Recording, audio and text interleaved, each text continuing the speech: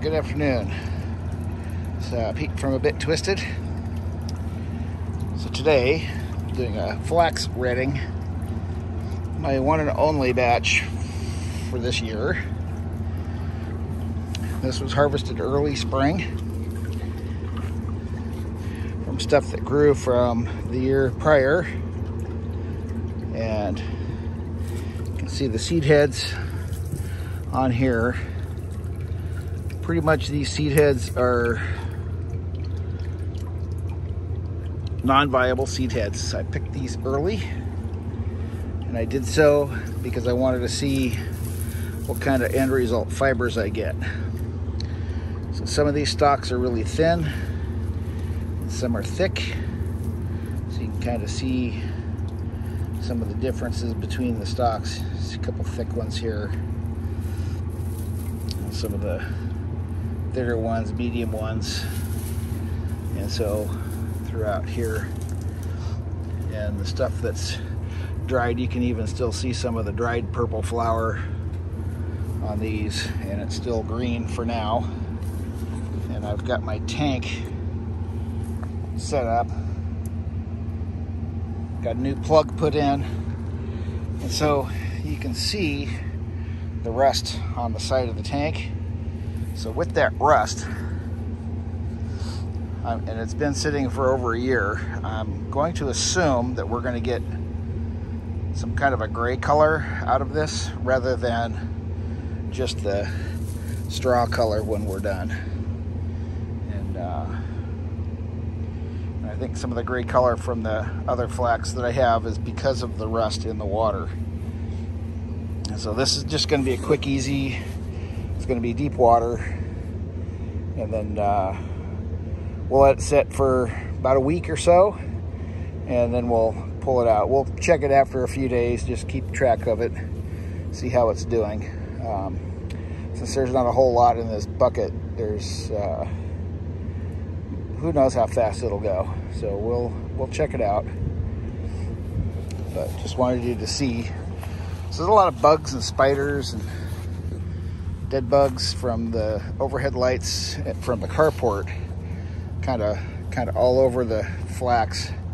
So all of that's going in the pot, so it's gonna have a lot of bacterial action when we get everything together. So I'm gonna go ahead and, the water's going in, we're gonna go ahead and get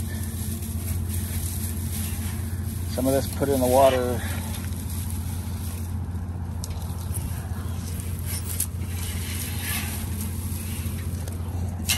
One direction.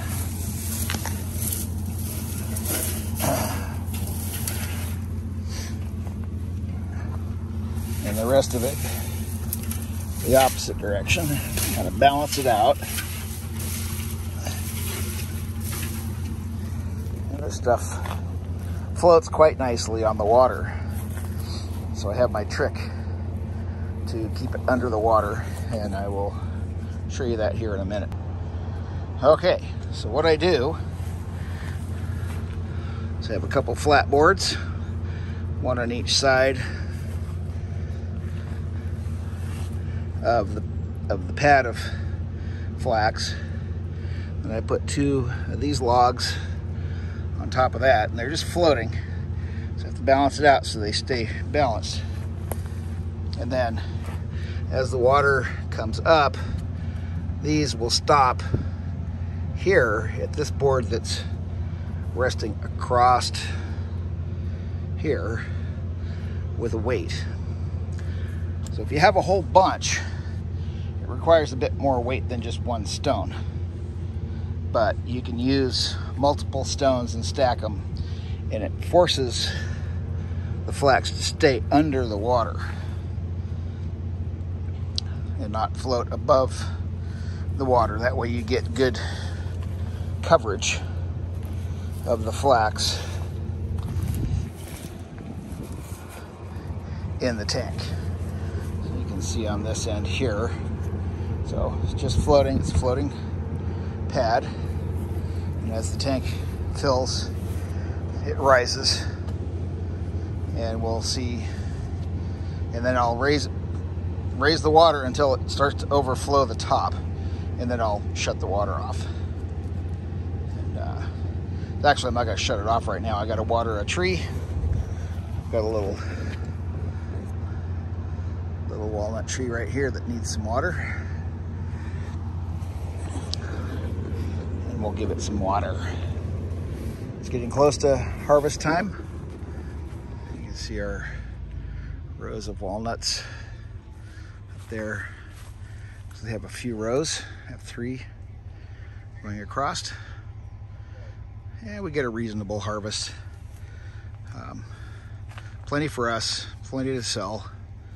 We don't make a whopping large amount of money, but it works.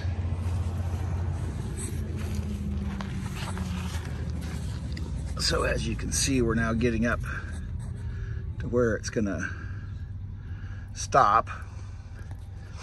And now these logs here are gonna get buried under the water, as you can see happening.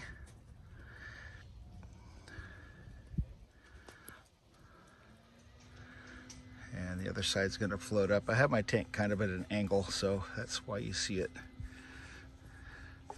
one side before the other.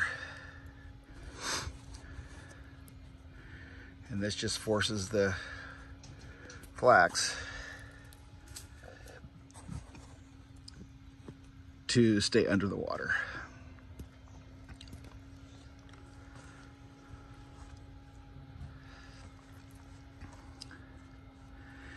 And any little critters that might be in there that can jump out, get out, climb along the edge, they'll get out.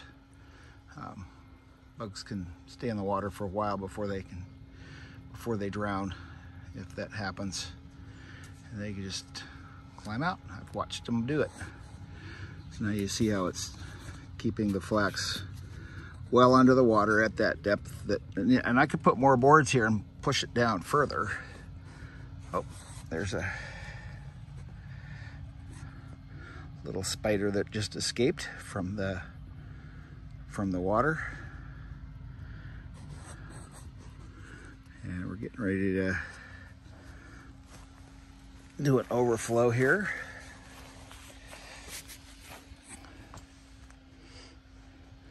You can see everything's under the water. It's where we want it. And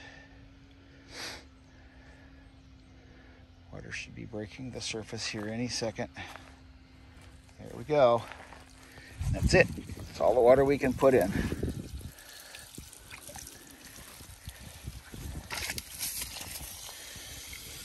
So clean, fresh water, and whatever's excess there, it'll drain down, and some will evaporate as the time goes on.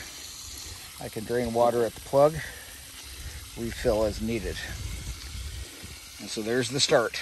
This is Wednesday, and it's just afternoon, probably about 12:30, and we'll revisit this in a couple days.